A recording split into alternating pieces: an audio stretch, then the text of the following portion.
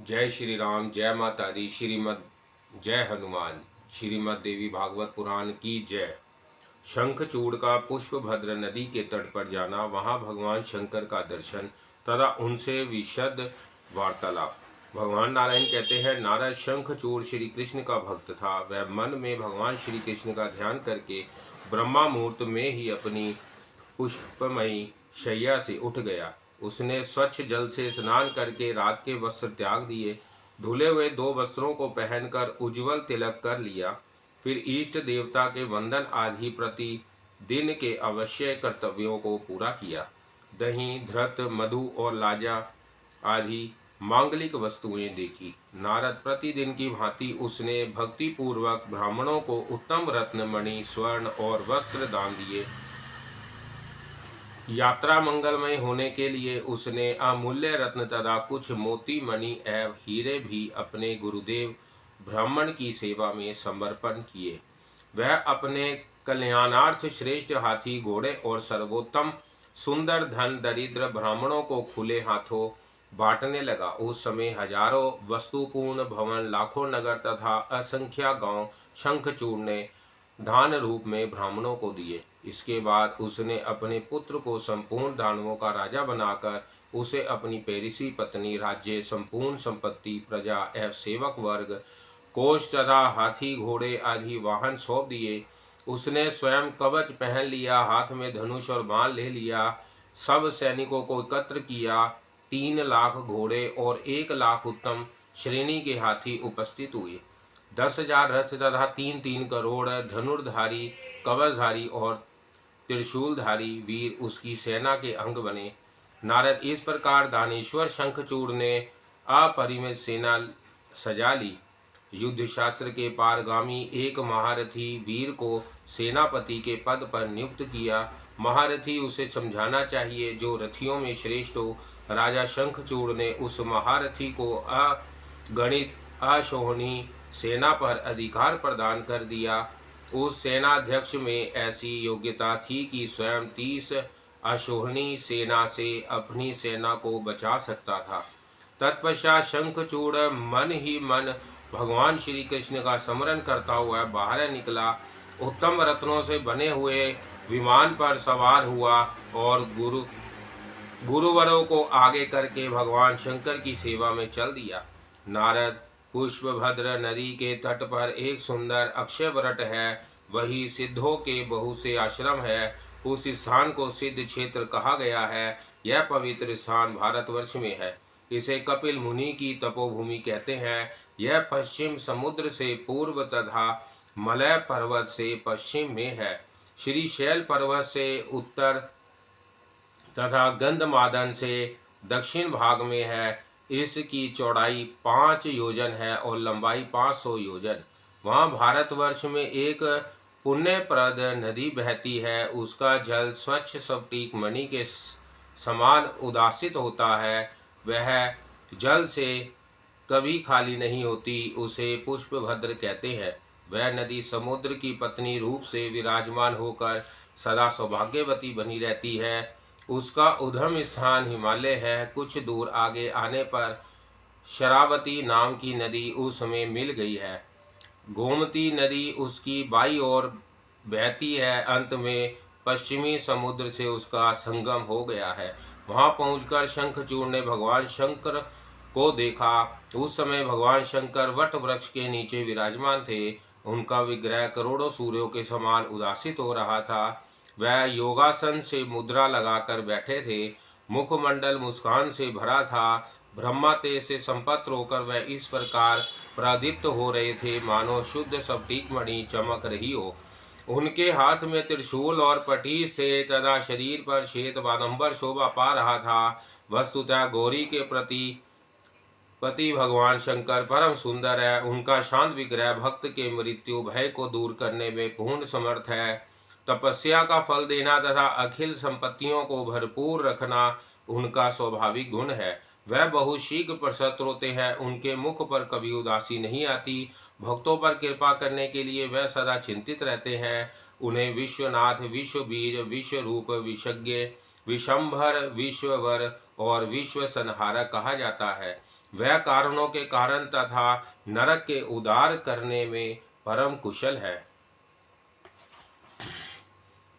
वह सनातन प्रभु, ज्ञान प्रदान करने वाले, ज्ञान के भी सदा ज्ञानंद है। दानवराज शंखचूड़ उन्हें देखकर विमान से उतर पड़ा। फिर सबके साथ भगवान शंकर को उसने सिर झुकाकर भक्ति पूर्वक प्रणाम किया। उस समय शंकर के वाम भाग में भद्रकाली विराजित थी और सामने स्वामी कार्तिकेय थे। इन तीनों महानुभावों ने शंखचूड़ को आशीर्वाद दिया। उसे आए हुए देखकर नंदीश्वर प्रभृति सब के सब उठकर खड़े हो गए। तदंतर सब में परस्पर सामायिक बातें आरंभ हो गई। उनसे बातचीत करने के पश्चात राजा शंखचूड़ भगवान शंकर के समीप बैठ गया। तब प्रसन्नता भगवान महादेव उससे कहने लगे। महादेव जी ने कहा, राजन, ब्रह्मा अखिल जगत के रचयिता है। उन धर्मज्ञ पुरुष के पुत्र का नाम धर्म है। धर्म के पुत्र मारीची है। इनमें श्री हरि के प्रति अपार श्रद्धा तथा धर्म के प्रति निष्ठा है। मारीची ने धर्मात्मा कश्यप को पुत्र रूप से प्राप्त किया है। प्रजापति दक्ष ने प्रसन्नता पूर्वक अपनी 13 कन्याएं इन्हें सौंप दी है। उन्हीं कन्याओं में उस अंश वंश की वृद्धि करने वाली परम साध्वी एक धनु है। धनु के 40 पुत्र हैं, जिन्हें परम तेजस्वी दानव कहा जाता है। उन पुत्रों में बल एवं पराक्रम से युक्त एक पुत्र नाम विप्रचित है। विप्रचित के पुत्र दम्भ है। यह दम्भ धर्मात्मा, जितेंद्रिय एवं वैष्णव पुरुष है। इन्होंने शुक्राचार्य को गुरु बनाकर भगवान श्री कृष्ण के उत्तम मंत्र का पुष्कर क्षेत्र में लाख वर्ष तक जप किया था। तब तुम कृष्ण परायण क्षेत्र पुरुष उन्हें पुत्र रूप से प्राप्त हुए हो। पूर्व जन्म में तुम भगवान श्री कृष्ण के पार्षद एवं महान धर्मात्मा गोप थे। गोपों में तुम्हारी महती प्रतिष्ठा थी। इस समय तुम राधिका के शाप से भारतवर्ष में आकर दानेश्वर बने हो। वैष्णव पुरुष ब्रह्मा से लेकर स्तंभ पर्यंत सारी वस्तुओं को तुच्छ मानते हैं। उन्हें केवल भगवान श्री हरि की सेवा में अभीष्ट है। सालोक्य, सृष्टि, सायुज्य और सामीप्य, इन 4 प्रकार की मुक्तियों तक वह दिए जाने पर भी स्वीकार नहीं करते। उनके मन में ब्रह्मत्व अथवा अमरत्व के प्रति कोई आस्था नहीं है। इंद्रत्व या मनुष्य को तो वह किसी भी गणना में स्थान नहीं देते। तुम वही परम वैष्णव श्री कृष्ण भक्त पुरुष हो। फिर देवताओं के राज्य विषयक तुच्छ पदार्थ में क्यों तुम्हारी बुद्धि चक्कर काट रही है। राजन, तुम देवताओं का राज्य वापस करके मेरी प्रीति की रक्षा करो। तुम अपने राज्य में सुख से रहो और देवता अपने स्थान पर रहें। इस विरोध में कोई प्रयोजन नहीं, क्योंकि सब के सब एक कश्यप जी के ही तो वंश हैं। ब्रह्मा हत्या आदि से उत्पन्न हुए जितने पाप हैं, उनकी यदि जाति द्रोह संबंधी पापों से तुलना की जाए तो वह 16वीं कला के बराबर भी नहीं हो सकते। राजेंद्र, यदि तुम अपनी संपत्ति की हानि समझते हो तो भला सोचो तो कौन ऐसे पुरुष है जिनकी सदा एक सी स्थिति बनी रह सकती है। प्राकृतिक प्रलय के समय ब्रह्मा भी अंतर्धान हो जाते हैं, पर ब्रह्मा के प्रभाव से फिर उनका प्रकाट्य हो जाता है। उस समय उनकी स्मृति लुप्त सी रहती है। ईश्वर की इच्छा से तपस्या करके वह परम ज्ञानी बन जाते हैं, यह निश्चित है। फिर वह ज्ञान पूर्वक क्रमशः सृष्टि करते हैं, अतः उन्हें स्पष्टता की उपाधि मिलती है। राजन, सत्य युग में कोई असत्य भाषण नहीं करते, इसलिए उस युग में धर्म अपने परिपूर्णतम अंशों से सदा विराजमान रहता है। वही धर्म त्रेता में 3 भाग से, द्वापर में 2 भाग से तथा कली में 1 भाग से युक्त कहा जाता है। पूर्व के क्रम से एक एक अंश कम होता रहता है। अमावस्या के चंद्रमा की भांति कली के अंत में धर्म की कला केवल नाम मात्र रह जाती है। ग्रीष्म ऋतु में सूर्य का जैसा तेज रहता है, वैसा फिर शिशिर ऋतु में नहीं रह सकता। एक दिन में ही प्राय संध्या और मध्यमा के अवसर पर सूर्य समान ताप पहुँचाने में असमर्थ होते हैं। काल के क्रम से उदय होकर वह बाल सूर्य की उपाधि धारण करते हैं। तत्पश्चात उनका रूप अत्यंत प्रचंड हो जाता है। समय आने पर फिर वह अस्त भी हो जाते हैं। कभी तो काल दिन को ही ऐसा दुर्दिन बना देता है कि उन्हें दिन में ही छिप जाना पड़ता है। राहु से ग्रस्त होने पर सूर्य कांपने लगते हैं। उन्हें थोड़ी देर के बाद प्रसन्नता आ जाती है। राजन, पूर्णिमा के अवसर पर चंद्रमा जैसे अपनी सभी कलाओं से युक्त रहते हैं, वैसे सदा नहीं रह सकते। प्रतिदिन उनकी कला में हास होता रहता है, फिर वह पुष्ट भी हो जाते हैं। अमावस्या से इनके अंश में एक एक कला की प्रतिदिन वृद्धि होती है। शुक्ल पक्ष में वह शोभा युक्त रहते और कृष्ण पक्ष में पुनः मलान हो जाते हैं। ग्रहण के अवसर पर उनकी शोभा नष्ट हो जाती है तथा दुर्दिन आने पर अर्थात मेघाच्छत्र आकाश में वह नहीं चमक पाते। काल भेद के अनुसार चंद्रमा किसी समय शुक्ल तो किसी समय कृष्ण हुआ करते हैं। बलि सुतल लोक के इंद्र होंगे। यद्यपि इस समय इनका राज्य छिन गया है, समय पर विश्व नष्ट होते हैं और काल के प्रभाव से पुनः उनकी उत्पत्ति भी होती है। चराचर अखिल जगता काल की प्रेरणा के अनुसार सृष्टि और संहार शब्द को समर्थक करते हैं। केवल पर ब्रह्मा परमात्मा से ही काल की समता की जा सकती है, कारण वह ही परमेश्वर हैं। उन्हीं की कृपा से मुझे भी मृत्युंजय होने का सौभाग्य प्राप्त हुआ है। अतः जिसे कोई नहीं देख सकता, उस प्राकृत प्रलय को मैं बार बार देखता हूँ। वह परमेश्वर ही प्राकृतिक रूप है और उन्हीं को पुरुष भी कहा जाता है। वह ही आत्मा और वह ही जीव है। वह नाना प्रकार के रूप धारण करके सदा कार्य में संलग्न रहते हैं। कार्य के अनुसार उनमें नाम और गुण की प्रसिद्धि होती है। उन्हीं परमेश्वर से सृष्टिकर्ता ब्रह्मा, पालनकर्ता विष्णु तथा संहारकर्ता में महादेव प्रभुभूत हुए हैं। उन्हीं की कृपा से हम सब लोग जगत के शासक बने हैं। राजन, इस समय मैं प्रलयाग्नि के समान भयंकर रुद्र को संहार के कार्य में नियुक्त करके स्वयं उन परमेश्वर के नाम और गुण का निरंतर कीर्तन करता हूँ। इसी से मृत्यु मुझ पर अपना प्रभाव नहीं डाल सकती। इस ज्ञान की महिमा से मैं सदा निर्भय रहता हूँ। मृत्यु ही मृत्यु के भय से इस प्रकार डरती है जैसे गरुड़ से सर्प डरते हैं। नारद, उस समय सर्वेश्वर भगवान शंकर सभा के मध्य भाग में विराजमान थे। पूरी तत्परता के साथ संपूर्ण भावों को प्रदर्शित करते हुए शंखचूड़ से उपयुक्त बातें कहकर वह चुप हो गए। तब दानवराज ने उनके वचन सुनकर उनकी भूरी भूरी प्रशंसा की, साथ ही मधुर वाणी में विनय पूर्वक अपना भाषण आरंभ किया।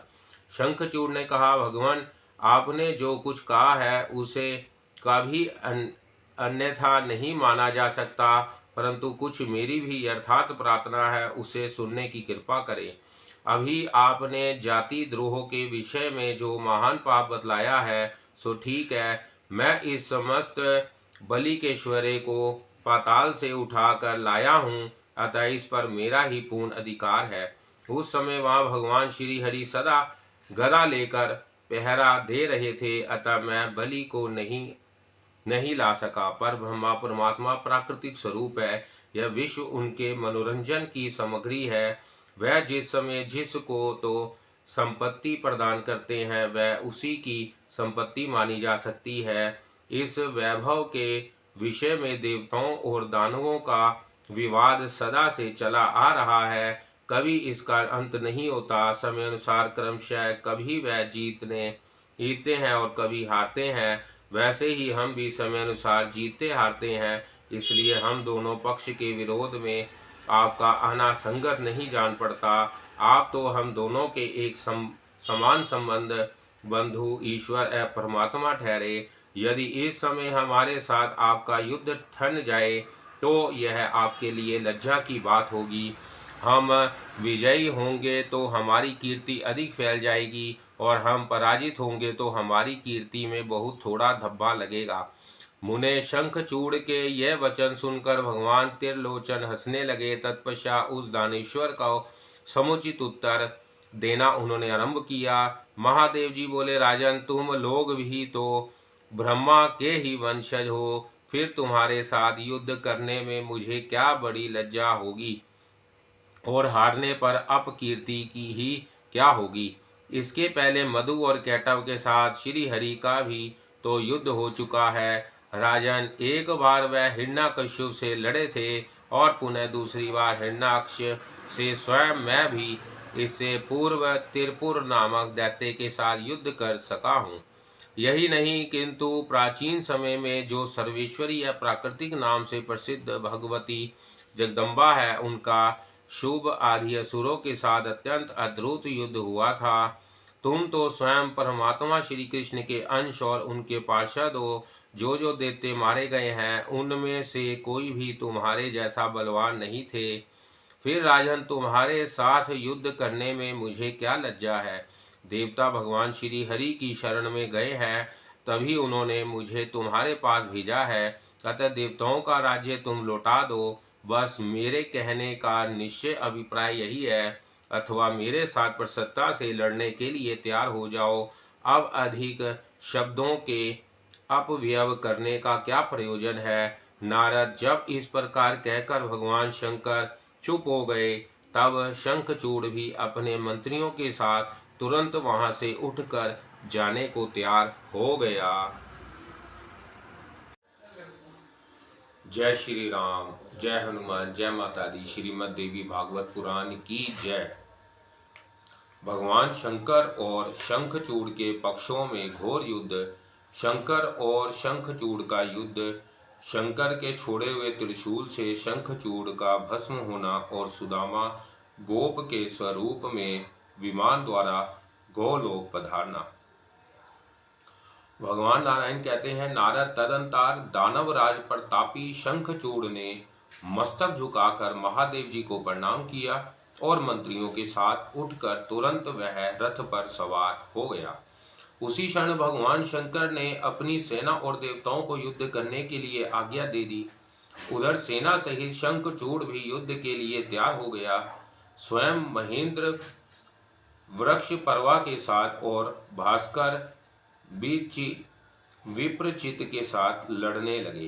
दंभ के साथ चंद्रमा की, कालसव के साथ काल की, गोकर्ण के साथ अग्निदेव की, कालकेय के साथ कुबेर की, माया के साथ विश्वकर्मा की, भयंकर के साथ मृत्यु की, संहार के साथ यम की, विकट के साथ वरुण की, चंचल के साथ समीरण की, धृतपृष्ठ के साथ बुध की, रक्ताक्ष के साथ शनीश्वर की, रक्तसार के साथ जयंत की, वर्चस्वी गणों के साथ वासुगणों की, दीप्तिमान के साथ अश्विनी कुमारों की, धूम्र के साथ नल कुबर की, धुरंधर के साथ धर्म की, उपाक्ष के साथ मंगल की, शोभाकर के साथ भानु की, पिठर के साथ मनमंथ की, तथा गोधा मुख चूर्ण, खड़क ध्वज, कांची मुख, पिंड, धूम, नंदी, विश्व और पलाश प्रभृति दानवों के साथ आदित्यों की, 11 भयंकर राक्षसों के साथ 11 रुद्रों की, उग्र चंडिका के साथ महामारी की, तथा दानवियों के साथ संपूर्ण नंदीश्वरों की अत्यंत भयंकर लड़ाई होने लगी। वह महान भयंकर युद्ध प्रलय काल का सामना कर रहा था। भगवान शंकर स्वामी कार्तिकेय के साथ वट वृक्ष के नीचे बैठे थे। मुने इधर दोनों पक्षों के योद्धाओं में भयानक युद्ध हो रहा था। वहीं रत्नमय भूषणों से भूषित शंखचूड़ एक रत्न निर्मित सिंहासन पर विराजमान था। अगणित दानव उसके साथ थे। युद्ध में शंकर दल के बहुत से वीरों को दानवों ने परास्त कर दिया। संपूर्ण देवता डर कर भाग चले। उन सब के शरीर छिद गए थे। उस अवसर पर स्वामी कार्तिकेय ने कुपित होकर दानवों को अभय प्रदान किया। अपने तेज से गणों ने बल की वृद्धि की। तदंतर वह स्वयं अकेले ही दानवों के साथ लड़ने लगे। उन्होंने सम्रांग में 100 अक्षौहिणी सैनिकों को समाप्त कर दिया। बहुत से असुर कमल के समान नेत्र वाली भगवती भद्रकाली के भीषण आघात से भूमिशय्या हो गए। तदंतर युद्ध में और भी भीषणता आ गई। दानव सेना जब घबरा उठी तब स्वयं शंखचूड़ ने विमान पर चढ़कर बाण वर्षा आरंभ कर दी। उसने इस प्रकार बाण बरसाए मानो प्रचंड मेघ जलधारा गिर रहा हो। जब चारों ओर महान भयंकर अंधकार छा गया तब उसने अग्रयास्त्र का प्रयोग किया। अब तो संपूर्ण देवताओं में भगदड़ मच गई, कोई भी नहीं रुक सके। अब युद्ध के मुहाने पर केवल एक स्वामी कार्तिकेय ही डटे रहे। तब शंखचूड़ के प्रयत्न से बहुत से पर्वत, सर्प, पत्थर तथा वृक्ष उन पर गिरने लगे। इनकी ऐसी भयंकर वृष्टि होने लगी जिसे रोकने में कोई समर्थ नहीं था। फिर उस भयंकर दानव ने सकंद के दुर्वाहा धनुष को, दिव्य रथ को तथा रथ के बैठक को छित्र भित्र कर दिया। उसके दिव्यास्त्र से मयूर के सभी अंग जर्जित हो गए। फिर उसने सूर्य के समान चमकने वाली प्राणघातनी शक्ति स्वामी कार्तिकेय की छाती पर चला दी। उस शक्ति के लगते ही वह क्षण भर के लिए मूर्छित हो गया। फिर चेत होने पर उन्होंने अपना दिव्य धनुष हाथ में उठा लिया। उन्हें वह धनुष पूर्व काल में भगवान विष्णु की कृपा से प्राप्त हुआ था। उनके रथ की रचना महान अमूल उपकरणों से हुई थी। उसी रथ पर शस्त्र और अस्त्र को लेकर वह पुनः बैठ गए और उन्होंने अत्यंत उग्र युद्ध प्रारंभ कर दिया। बड़ा भीषण युद्ध हुआ परंतु शंखचूड़ पराजित नहीं किया जा सका। शंखचूड़ बड़ा मायावी था, उसने माया के आश्रय लेकर बाणों का जाल फैला दिया। नारद उस समय संग्रांग में उसके बाण जाल से स्वामी कार्तिकेय ढक से गए। दानवराज के पास कहीं ना अटकने वाली एक विचित्र शक्ति थी। सैकड़ों सुइयों के समान उसका प्रकाश था। प्रलयकालीन अग्नि की शिखा के सदृश उसकी आकृति थी। वह ऐसी उज्ज्वल थी मानो प्रज्वलित अग्नि का समूह हो। विष्णु तेज से आवृत ऐसी शक्ति को उसने रोष में भरकर उठाया और बड़े वेग से स्वामी कार्तिकेय के ऊपर उसे चला दिया। उस शक्ति के आघात से वह मूर्छित हो गए। तब भद्रकाली कार्तिकेय को अपनी गोद में उठाकर भगवान शंकर के पास ले गई। उन्होंने अपने ज्ञान के प्रभाव से उन्हें लीला पूर्वक ही जीवित कर दिया, साथ ही असीम शक्ति भी प्रदान की। तब प्रतापी कार्तिकेय उठ गए। उनकी रक्षा में तत्पर जो भद्रकाली थी वह पुनः युद्ध भूमि के लिए प्रस्थित हो गई। नंदीश्वर प्रभृति जितने वीर थे उन्होंने भद्रकाली का अनुगमन किया। भद्रकाली को सम्रांग में उपस्थित देखकर शंखचूड़ भी बहुत शीघ्र वहां आ गया। दानव अत्यंत डर रहे थे, उन्हें उसने अभय प्रदान किया। तब काली ने शंखचूड़ पर प्रलयकालीन अग्निशिखा के सदृश प्रकाशमान अग्निबाण चलाया, परंतु दानव ने हंसते हंसते पर्जन्यास्त्र से उसे निवारण कर दिया। इसी प्रकार काली के वरुणास्त्र और महेशास्त्र का भी दानवराज ने क्रमशः गंधर्वास्त्र और वैष्णवास्त्र से निवारण कर दिया। इसके बाद काली का मंत्र पूर्वक चलाया हुआ नारायणास्त्र पहुंचा। उसे देखते ही शंखचूड़ ने रथ से उतरकर दोनों हाथ जोड़ लिए। वह नारायणास्त्र ऐसा प्रदीप था मानो प्रलयकालीन अग्नि की शिखा हो, परंतु सत्कृत होकर वह ऊपर को उठ गया और शंखचूड़ भक्ति पूर्वक दंड की भांति जमीन पर पड़कर उसे प्रणाम करने लगा। तदंतर देवी का मंत्र पूर्वक प्रयुक्त ब्रह्मास्त्र चला, पर वह दानवराज के ब्रह्मास्त्र से शामिल हो गया। तब देवी ने मंत्रों का उच्चारण करके एक दिव्य अस्त्र और चलाया। दानवराज ने अपने दिव्यास्त्र के जाल से उसकी भी शक्ति नष्ट कर दी। तब देवी ने मंत्र से पवित्र किए हुए पशुपात अस्त्र को हाथ से उठा लिया और उसे चलाना ही चाहती थी कि इसी बीच यह स्पष्ट आकाशवाणी हुई, यह राजा एक महान पुरुष है और इसकी पत्नी परम साध्वी है। पशुपत अस्त्र में ऐसी शक्ति नहीं कि जो इसे मार सके। जब तक यह अपने गले में भगवान श्री हरि के मंत्र का कवच धारण किए रहेगा और जब तक इसकी पत्नी अपने सतीत्व की रक्षा करती रहेगी तब तक इसके समीप जरा और मृत्यु अपना कुछ भी प्रभाव नहीं डाल सकती। यह ब्रह्मा का वचन है। इस आकाशवाणी को सुनकर भगवती भद्रकाली ने शस्त्र चलाना बंद कर दिया। अब वह क्षुधातुर होकर करोड़ों दानवों को लीलापूर्वक निगलने लगी। भयंकर वेश वाली वह देवी शंखचूड़ को खा जाने के लिए बड़े वेग से उसकी ओर झपटी। तब दानव ने अपने अत्यंत तेजस्वी दिव्यास्त्र से उन्हें रोक दिया। भद्रकाली अपनी सहयोगिनी योगिनियों के साथ भांति भांति से दैत्य दल का विनाश करने लगी। उन्होंने दानवराज शंखचूड़ को भी बड़ी चोट पहुंचाई, पर वह दानवराज का कुछ भी नहीं बिगाड़ सकी। तब वह भगवान शंकर के पास चली गई और उन्होंने आरंभ से लेकर अंत तक क्रमशः युद्ध संबंधी सभी बातें भगवान शंकर को बतलाई। दानवों का विनाश सुनकर भगवान हंसने लगे। भद्रकाली ने यह भी कहा, अब भी रणभूमि में लगभग 1,00,000 प्रधान दानव बचे हुए हैं। मैं उन्हें खा रही हूँ। उस समय जो मुख से निकल गए वह ही बच रहे हैं। फिर जब मैं संग्राम में दानवराज शंखचूड़ पर पशुपातास्त्र छोड़ने को तैयार हुई और जब आकाशवाणी हुई कि यह राजा तुमसे अवध्य है, तब से महान ज्ञानी एवं असीम बल एवं पराक्रम से संपन्न उस दानवराज ने मुझ पर अस्त्र छोड़ना बंद कर दिया। वह केवल मेरे छोड़े हुए बाणों को काट भर देता था। भगवान नारायण कहते हैं, नारद भगवान शिव तत्व जानने में परम प्रवीण है। भद्रकाली द्वारा युद्ध की सारी बातें सुनकर वह स्वयं अपने गणों के साथ संग्राम में पहुंच गए। उन्हें देखकर शंखचूड़ विमान से उतर गया और उसने परम भक्ति के साथ पृथ्वी पर मस्तक टेककर उन्हें दंडवत प्रणाम किया। यों भक्ति विनम्र होकर प्रणाम करने के पश्चात वह तुरंत रथ पर सवार हो गया और भगवान शिव के साथ युद्ध करने लगा। ब्राह्मण, उस समय शिव और शंखचूड़ में बहुत लंबे काल तक युद्ध होता रहा। कोई किसी से ना जीतते थे और ना हारते थे।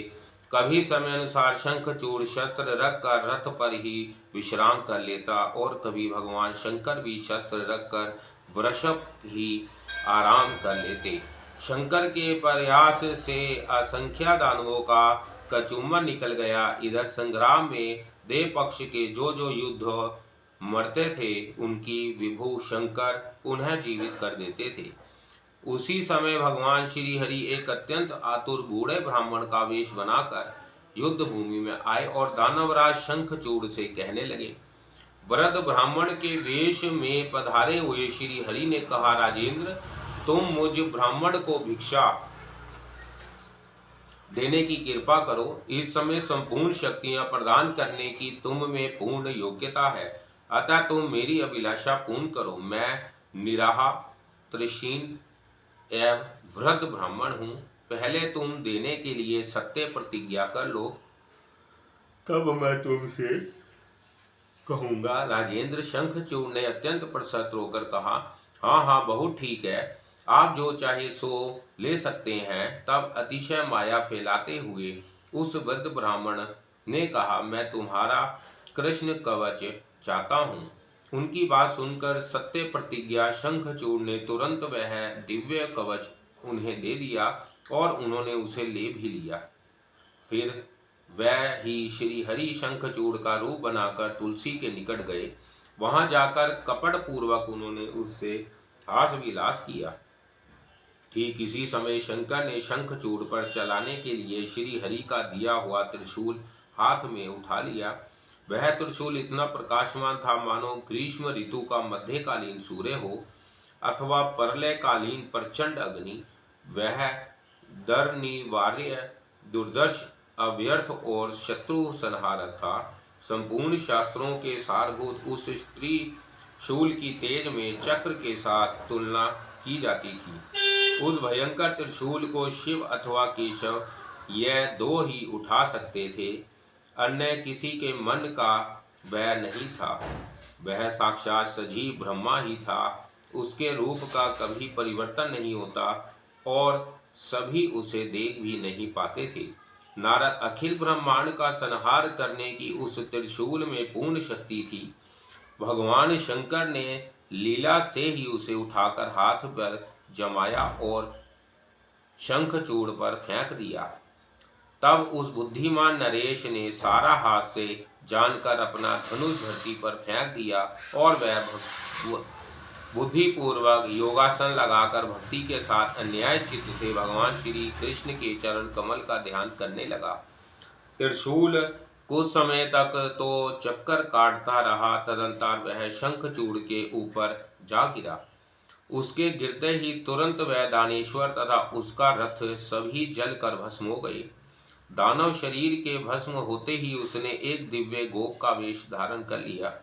उसकी किशोर अवस्था थी, वह 2 दिव्य भुजों से सुशोभित था। उसके हाथ में मुरली शोभा पा रही थी और रत्नमय आभूषण उसके शरीर को विभूषित कर रहे थे।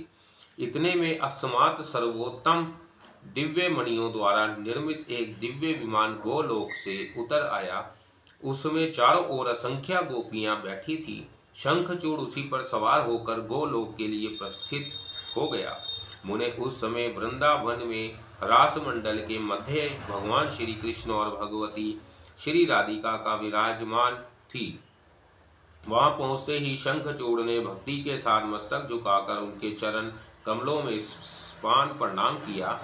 अपने चीर सेवक सुदामा को देखकर उन दोनों के श्रीमुख प्रसन्नता से खिल उठे। उन्होंने अत्यंत प्रसन्न होकर उसे अपनी गोद में उठा लिया। तदंतर वह त्रिशूल बड़े वेग से आदर पूर्वक भगवान श्री कृष्ण के पास लौट आया। शंखचूड़ की हड्डियों से शंख की उत्पत्ति हुई। वही शंख अनेक प्रकार के रूपों में विराजमान होकर देवताओं की पूजा में निरंतर पवित्र माना जाता है। उसके जल को श्रेष्ठ मानते हैं, क्योंकि देवताओं को प्रसन्न करने के लिए वह अचूक साधन है। उस पवित्र जल को तीर्थ में माना जाता है। उसके प्रति केवल शंकर की आदर बुद्धि नहीं है। जहाँ कहीं भी शंख ध्वनि होती है, वही लक्ष्मी जी सम्यक प्रकार से विराजमान रहती है। जो शंख के जल से स्नान कर लेता है, उसे संपूर्ण तीर्थों में स्नान का फल प्राप्त हो जाता है। शंख साक्षात भगवान श्री हरि का अधिष्ठान है। जहाँ पर शंख रहता है, वहाँ भगवान श्री हरि भगवती लक्ष्मी सहित सदा निवास करते हैं।